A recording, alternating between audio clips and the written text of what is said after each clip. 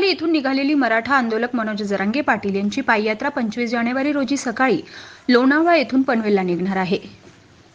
पनवेल येथे दुपारी अंदाजे 2 लाख बांधवांच्या दुपारच्या जेवणाची व्यवस्था रायगड जिल्ह्यात असल्याने जिल्ह्यात सर्वत्र नियोजन सुरू आहे।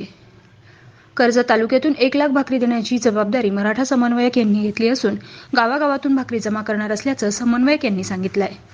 Tejvarta news network, Raigad. आज मराठा संघर्ष योद्धे मनोज जरांगे पाटील हे मराठा समाजाच्या आरक्षणाच्या अंतिम लढाईसाठी आंतरोळी सरहद्दीतून पायी निघालेले आहेत आणि 26 तारखेला ते मुंबई ते आझाद मैदानात येणार आहेत आणि तिथे आमरण उपोषण करणार आहेत। पण रायगड जिल्ह्यामध्ये त्यांचं 25 तारखेला दुपारी आगमन होणार आहे 12 वाजता आणि तिथे येणाऱ्या महाराष्ट्रातील जेवढे बांधव येणार आहेत त्या बांधवांची भोजनाची व्यवस्था रायगड जिल्ह्याला करायची आणि म्हणून आम्ही कालपासून रायगड जिल्ह्यामध्ये प्रत्येक तालुक्यात जाऊन म्हणजे काल पनवेल येथे बैठक झाली, शहरांमध्ये बैठक झाली, आज सुधागड पालीला सकाळी दुपारी बैठक झाली, आता कर्जत येथे होत आहे, 6 वाजता खालापूरला होणार आहे। प्रत्येक तालुक्यातून म्हणजे कर्जत तालुक्यातून 1 लाख लोकांची व्यवस्था होणार आहे, खालापूर तालुक्यातून 1 लाख लोकांची व्यवस्था होणार आहे, पनवेल तालुक्यातून जवळजवळ आम्ही 2 लाख लोकांची व्यवस्था करतोय आणि इतर म्हणजे येणारा जो बांधव आहे त्यांना आम्ही 1-2 भाकरी तरी, कारण आमच्या माय भगिनी स्वतः भाकरी बनवून देणार आहेत, कारण आमच्या मराठा समाजाचे बांधव ज्यावेळेस महाराष्ट्रातून कानाकोपऱ्यातून मुंबईला जायला येत आहेत तर आम्ही आमच्या प्रत्येक गावातून प्रत्येक घरातून 10 भाकरी आणि चटणी अशी आम्ही आमच्या बांधवाला देणार आहोत आणि पुढे 25 तारखेला संध्याकाळी वाशी येथे तिथे मुक्काम आहे आणि 26 तारखेला ते मुंबईकडे निघणार आहेत तर मुंबईला सुद्धा आम्ही त्यांच्यासोबत चालत जाणार आहोत।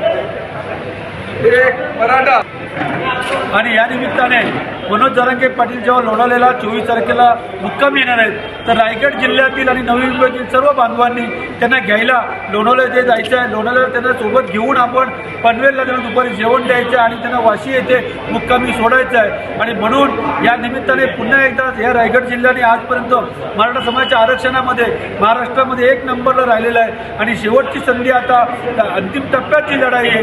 तर आपण प्रत्येक घराघरातून मराठ्यांनी एक दिवस कामाला पुढे जायचं नाही, व्यवसाय करायचा नाही। मनोज जरांगे पाटील जर का आपल्या जीवाची बाजी मराठा समाजासाठी लावतात तर आपण सुद्धा आपला एक दिवस 25 तारखेला सकाळी 8 वाजल्यापासून रात्री 10 वाजेपर्यंत त्याच्यासोबत राहायचं आहे आणि 26 तारखेला आपण जायचं आहे। प्रत्येक घरातून माझ्या माय भगिनीला विनंती आहे या निमित्ताने आपण स्वतःच्या हाताने 10 भाकरी आपल्या बनवून द्या आणि आपण स्वतः तिथे येऊन आपल्या हाताने आपल्या बांधवांना आपण प्रत्येक ग्रामस्थांनी तिथे वाटप करायचं आहे। अंतिम टप्प्यात जी लढाई आलेली आहे आणि खरोखरच मनोज जरांगे पाटील ज्याप्रमाणे जीवाची बाजी लावतात आपण रायगडवासियांनी 25 तारखेला सहकुटुंब तिथे उपस्थित राहायचं आणि 26 तारखेला आमरण उपोषणाला आपण त्यांच्यासोबत राहायचं।